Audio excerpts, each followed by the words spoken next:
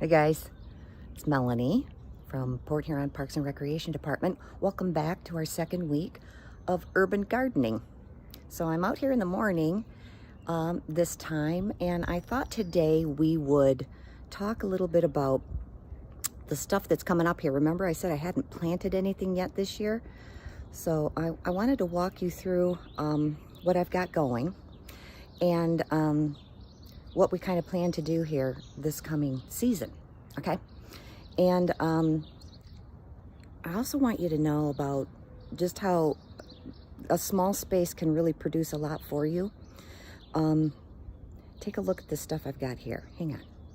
Okay, so this is, can you believe that I plant garlic in my yard, and this is what's left from last July when we harvested it. So there's still tons. I'm gonna have to give some of it away because I don't think I'm gonna be able to use up that much. And let me tell you, you cut into your own garlic, you cannot believe the difference from the store-bought. It's still so juicy and potent. You have to be careful about how much you use. Also, we grow enough tomatoes to can our own tomatoes to last the whole year. Now this is salsa that we made. I'm down to my last 2 jars. But it's our own tomatoes, our own jalapenos, our own onion, our own garlic. That's it. We grew everything for that this year, even onions. And I'm not usually that great with onions, but. So isn't that pretty amazing, out of this little tiny garden, that I grew enough of those things to last us an entire year? Well, we do our own canning. That's another whole story. You don't have to get into all of that. You can freeze everything super easy. All right, let's talk about what's growing here. We looked at our herbs before. These are chives. And if you're gonna stick anything in the ground, for goodness sake, stick some chives in the ground. You absolutely cannot kill these guys. I had a bunch this size last year, and I dug half of it out of there. And I can't even tell that I did it. They're about to bloom. I don't know if you can see in there. See these little guys? Yeah, right there. You get a beautiful purple flower on them, and your bees love those. One of those early flowers of the year. That's what they come to look for. Okay, now this right here is parsley, which I did not expect to come back. Usually dies off over the winter. I had this one plant right here, and then 2 came back. Bonus! I know, I'm excited about that. I don't know how that happened, but I'll take it. Okay, then over here I have oregano. I think this is oregano too. And then this is creeping thyme, which I've had forever. And it grew all the way down over, and I just cut it back like a week ago or so. Now the thing I want to tell you about how I garden is I do it for my own enjoyment and relaxation. So sometimes I'm very organized and I write down everything that I do, and other years I can't remember where I put anything. So this is kind of a year where I sort of can't remember where I put anything. And it doesn't even matter. Do it however you want, whatever makes you happy, that's how you want to do it. Like for instance, this thing growing right here, which I think is a flower. I do remember sticking something down in there in the fall, which I think I might have taken out of one of my planters. Okay, so I don't know what it is, but look how it's growing. Isn't it cool? It's kind of like growing in a circle. It's very happy. And eventually I think it will get a flower, and then I'll know what it is.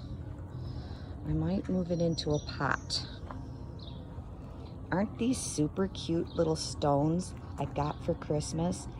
I love to use stones to mark what's growing. And sometimes I paint my own, which is why there's a pile there. I'm gonna use those to mark what I've got. Okay, moving on. Okay. Now here is one of the funnest things to grow, and I already showed you the basket full. This is garlic you plant in the fall. This is soft neck, by the way. My sister grew the hard neck, and definitely the soft neck is the way you want to go. And you're going to say, Melanie, why are you showing us this now when we needed to plant it in the fall?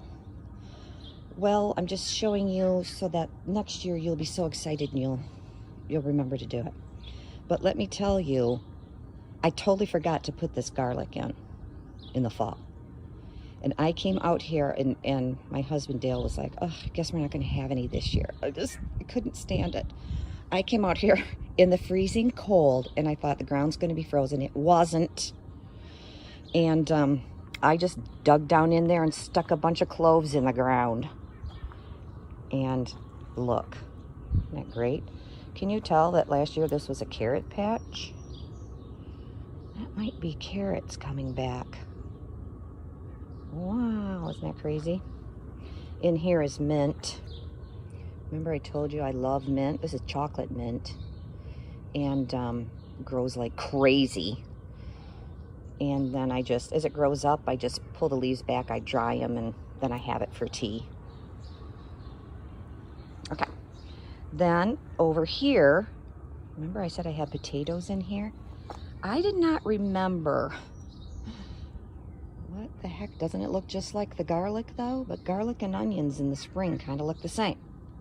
So my husband and I were having not a disagreement, a discussion. And he said, you know what? Just yank one up and let's see what it is. It's garlic. So the fun thing about it, I mean, we pulled one up and it doesn't look like garlic at all. Still just looks like a green onion. Hasn't grown that clove, the cloves yet. The big head of garlic. So it takes quite a while. You don't harvest these until July, but I just think you should next fall, because you've pulled everything up. You'll have the space. Stick your garlic down in there. I'll show you how to do that when time comes. There's a million videos on YouTube, by the way, which I highly recommend. You can watch till your heart's delight. Now, sad news about this bed. This bed for the last 3 years has been absolutely jam-packed full of strawberries. And I want to blame Mother Nature, but I think I kind of have to blame myself. I only had 3 plants come back, and they're not looking great, but we're going to move them anyway. Do you see them? 1, 2, 3. And I think we're going to stick them over here in this little place, this little bed. So, strawberries and they're tricky for me, and I don't know why. If you overwater them, they get moldy. If you underwater them, they don't grow well. And maybe some of you grow strawberries and you just do a great job, and if you do, comment and tell me how you do it. But I think I underwatered the second part of the summer. By fall, they were looking scary, and they did not make it through the winter. Bummer. And as you can see anyway, there's not enough soil in this raised bed. So it really just went way down. That might have been part of it. So my husband's just gone to the store, and he's got what we need to fill it in. And let me tell you, it's not that inexpensive, but you're not going to do it that often, and this is a big bed. So like I said, we like that organic potting soil. He got the Veggie Do 301 this time, comes highly recommended. But we're just going to use that to top dress. That's going to feed it every time you water, run down through there. You also got this stuff, which will do the main part of filling that bed in, because it doesn't look like that much, but when you get it out of there, watered, it expands. So we're going to top dress all the beds. And I have some other stuff that I feed with too, and I'll be showing you that down the road. Okay, now there's one other plant that we looked at before. Did anybody figure out what it was? It's kind of tricky because it's early. It's growing all in here. See it coming up now? I don't know if I'll let it all grow. This is just intense right here. I just let it go though. It's dill. And I love dill, oh my gosh. put it on everything now. We're kind of addicted to it. It grows like super tall.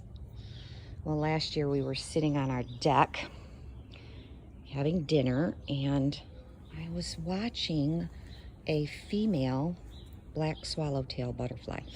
Eastern black swallowtail, look that up, Google it, they're beautiful. They're black and they got blue on them.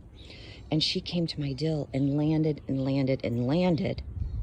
And after she left, I went and looked, and I could see that she had laid eggs. Well, those eggs hatched into caterpillars, and they ate the dill. Oh my gosh, you cannot believe. Now, I could have plucked some off if I wanted to, but I was just so excited, and I had tons of dill, so I don't mind. We did go on to see 2 of the caterpillars crawl around the yard and make chrysalids, and we did actually see 2 of them. I didn't see them hatch out, but I watched them every day, and I came back and I found that they had hatched. 2 of them had hatched. Several others had gotten eaten. By what, I don't know. Okay, so then late in the summer, I had a bunch of them in there, a bunch of caterpillars, and I came back the next morning and they'd all been eaten except one little tiny one that someone missed. So I bought a butterfly habitat and I put it in there. Hang on, I'll go get it.